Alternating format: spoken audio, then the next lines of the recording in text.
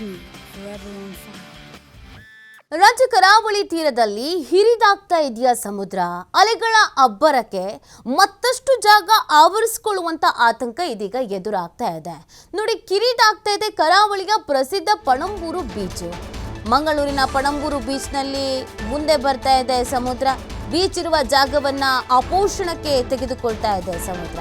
ಪಣಂಬೂರು ಬೀಚ್ನ ಬಹುತೇಕ ಭೂಭಾಗವನ್ನ ಕಬಳಿಸ್ಕೊಂಡು ಬಿಡ್ತಾ ಇದೆ ಸಮುದ್ರ. ಈ ಬಾರಿ ಸೆಪ್ಟೆಂಬರ್ ಅಂತ್ಯವಾದರೂ ಕಡಿಮೆ ಆಗದ ನೀರಿನ ಮಟ್ಟ. ಹೆಚ್ಚಿನ ಸಂಖ್ಯೆಯಲ್ಲಿ ಪ್ರವಾಸಿಗರು ಬಂದ್ರೆ ಓಡಾಡೋದಕ್ಕೂ ಕೂಡ ಕಷ್ಟ ಆಗ್ತಾ ಇದೆ. ಇನ್ನೆರಡು ತಿಂಗಳಲ್ಲಿ ಸಮುದ್ರ ಕೆಳಗೆ ಹೋಗುವುದೇ ಅನುಮಾನ ಅಂತ ಕೂಡ ಅನಿಸ್ತಾ ಇದೆ. ಹೆಚ್ಚೆಚ್ಚು ಭೂಭಾಗ ಸಮುದ್ರ ಪಾಲಾಗುವಂತ ಮುನ್ಸೂಚನೆಯನ್ನ ನೀಡ್ತಾ ಇದ್ದಾರೆ ವಿಜ್ಞಾನಿಗಳು ಕೂಡ. ನೋಡಿ, ಸಮುದ್ರದ ಅಲೆ ಬಹಳ ರಭಸವಾಗಿ ಬರ್ತಾ ಇದೆ ಮತ್ತು ಭೂಭಾಗವನ್ನ ಒತ್ತುವರಿ ಮಾಡ್ಕೊಳ್ಳೋ ರೀತಿಯಲ್ಲ ಆಗ್ತಾ ಇದೆ. ಹಾಗಾಗಿ ಸಮುದ್ರ ಏನಾದ್ರು ದೊಡ್ಡದಾಗ್ತಾ ಇದೆಯಾ, ಮತ್ತಷ್ಟು ಜಾಗವನ್ನು ಆವರಿಸ್ಕೊಳ್ತಾ ಇದೆಯಾ, ಅಲ್ಲಿ ಓಡಾಡೋದಕ್ಕೂ ಕೂಡ ಜಾಗ ಇಲ್ಲ, ಆ ಥರದೊಂದು ಪರಿಸ್ಥಿತಿ ಆಗ್ತಾ ಇದೆ. ಅಲ್ಲಿನ ದೃಶ್ಯವನ್ನು ನೀವು ಗಮನಿಸ್ತಾ ಇದ್ದೀರಾ. ಪಣಂಬೂರು ಬೀಚು ಇನ್ನು ಮುಂದಕ್ಕೆ ಆವರಿಸ್ಕೊಂಡು ಬರ್ತಾ ಇದೆ ಅನ್ನೋದನ್ನ ಹೇಳಲಾಗ್ತಾ ಇದೆ.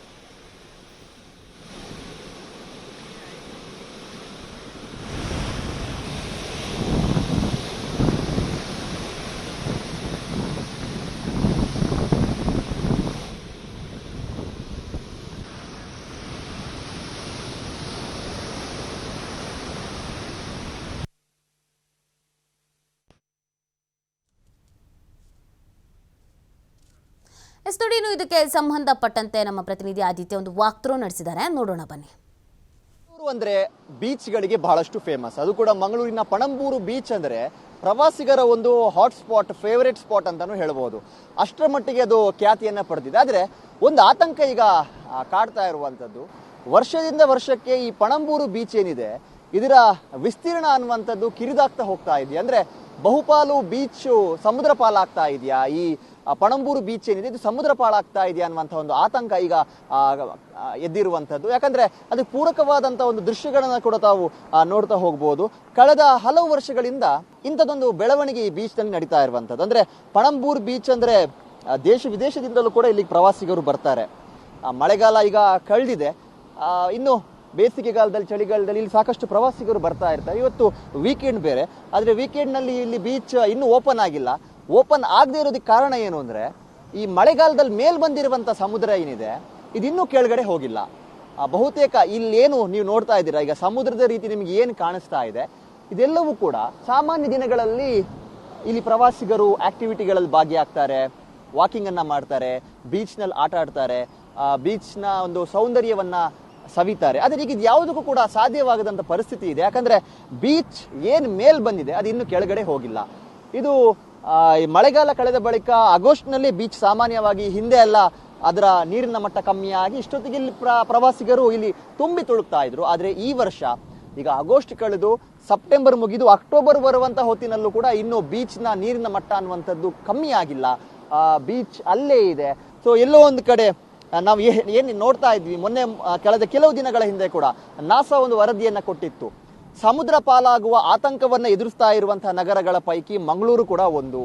ಮಂಗಳೂರಿನಲ್ಲೂ ಕೂಡ ವರ್ಷದಿಂದ ವರ್ಷಕ್ಕೆ ಸಮುದ್ರದ ಮಟ್ಟ ಏರಿಕೆ ಆಗ್ತಾ ಇದೆ. ಕಡಲ ಕೊರೆತದ ಸಮಸ್ಯೆ ಅಂತೂ ಇದೆ, ಆದ್ರೆ ಅದರೊಂದಿಗೆ ಏನು ಈಗ ನಾವು ಭೂಭಾಗ ಅಂತ ಹೇಳ್ತೀವೋ ಅದು ಮುಂದಿನ ದಿನಗಳಲ್ಲಿ, ಮುಂದಿನ ವರ್ಷಗಳಲ್ಲಿ ಸಮುದ್ರ ಪಾಲಾಗುವಂತಹ ಒಂದು ಆತಂಕ ಇದೆ.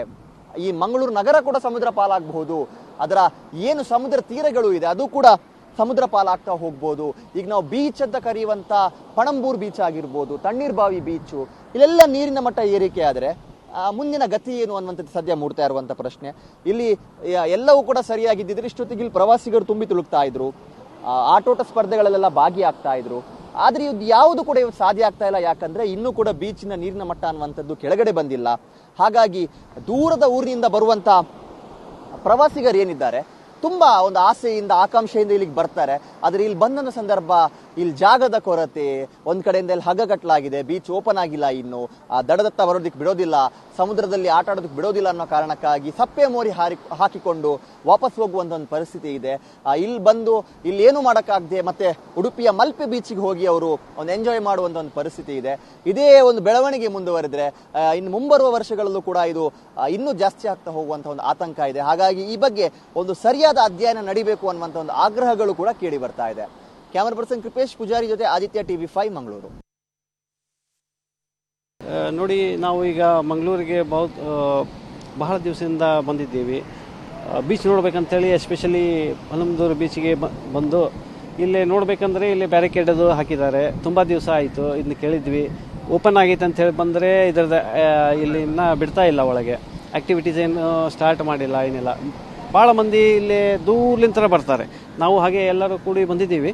ಆದರೆ ಇಲ್ಲಿ ಬೀಚ್ ಮೇಲೆ ಹೋಗೋಕೆ ಅವಕಾಶ ಇಲ್ಲ. ದೂರ್ಲಿಂದ ನಿಂತೇ ನೋಡಬೇಕು, ಇದನ್ನು ನೋಡಬೇಕು, ಏನಿಲ್ಲ ಇಲ್ಲಿ. ಸೊ ಇಲ್ಲಿ ಒಂದು ಟೈಪ್ ಡೆಡ್ ಇದ್ದಂಗಿದೆ ಇದು. ಆ್ಯಕ್ಟಿವಿಟಿ ಏನಿಲ್ಲ, ಎಲ್ಲ ಶಾಪ್ಸ್ ಬಂದಿದ್ದಾವೆ, ಇಲ್ಲಿ ಇದು ಇಲ್ಲ.